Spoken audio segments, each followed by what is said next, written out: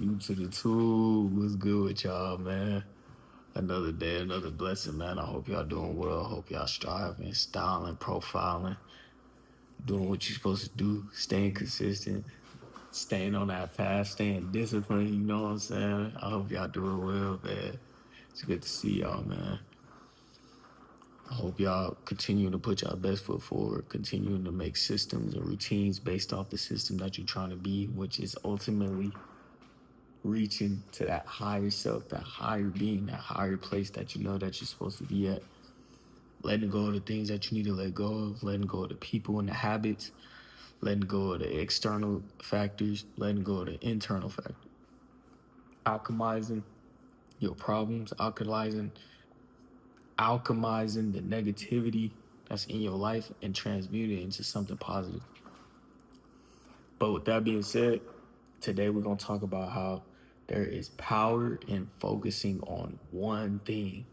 There's power in focusing on one thing. The Western society has a huge problem. And one of the huge problems, multiple huge problems, but one of the huge problems is multitasking. Multitasking is like one of the biggest problems in Western society. And I'm sure y'all can agree to that. But our ability to focus on one thing is everything. If you're able to focus on one thing, you're able to invest fully into it. You're able to be there 100%. You're able to just fully be locked in on that one thing. If you multitasking, for example, you trying to carry groceries in and you trying to unlock the door at the same time. You know you done loaded both hands with groceries. When it'd be faster for you to load one hand and keep one hand free to unlock the door and make a trip back to the car to get the rest of everything with two hands. So in our head, we become prideful and wanting to load both hands, but we don't have no capacity or no space to allow the Lord to grab both of our hands, to allow the Lord to help us up. You know, when you playing basketball or somebody fall down in a sport or anything and they raise both hands to get lifted up, to get pulled up, how could the Lord do that? How could the Lord do that? How could the Lord help us up? Or how could the Holy Spirit help us up? If we got both hands full constantly, we'll fall down with both hands full. We'll argue with both hands full. We'll say thank you with both hands full.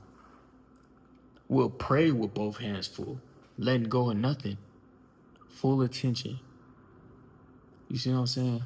Full of resentment, full of I got this, full of I don't need no help, full of pride. And if you want to know one thing about pride and the Father, it does not mix. It's an oxymoron. It's oil and water. So understanding that the power in focusing on one thing is everything. You're able to strategize it.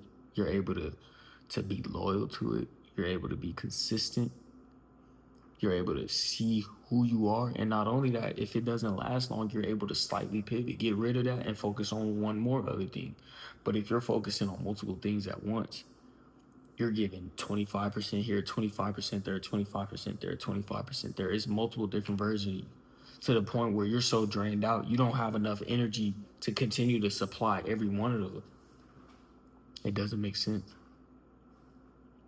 You see what I'm saying? So, you know, you want to get to that point where you're able to sustain those things based off one thing. So you focused on one thing and that one thing funnels into this. And then that one thing funnels into that. And then that thing funnels into that. Because they're worrying about each other. It's not you worrying about four things. It's about one foundational thing funneling into the other three or four or five, whatever. Just focusing on one thing, one skill, one habit, one generational curse. Regardless, focusing on one thing, focusing on one spouse. You see what I'm saying? But understanding that it's a slow grind and one step in front of the other, one foot in front of the other, brick by brick. You gotta crawl before you walk. Trust that process and trust and let go of all ego, let go of all pride, and understand that if you focus on one thing, give yourself 3 months.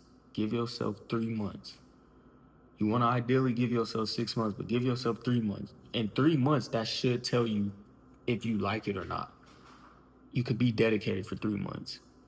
If you can argue and stay in a toxic relationship for 3, 4, 5 years, you can dedicate 3 months to learning something new, to break it a habit, to doing certain things. You know what I'm saying? Positive. So with that being said, man, I love y'all, man. Focus on one thing at a time, one step at a time. Take the narrow path every single day and be transformed. Be transformed by the renewing of your mind daily. And I believe that y'all got this, man. I hope this was a good word for y'all. I'm signing off. I love y'all. Continue to push forward. And I'm out.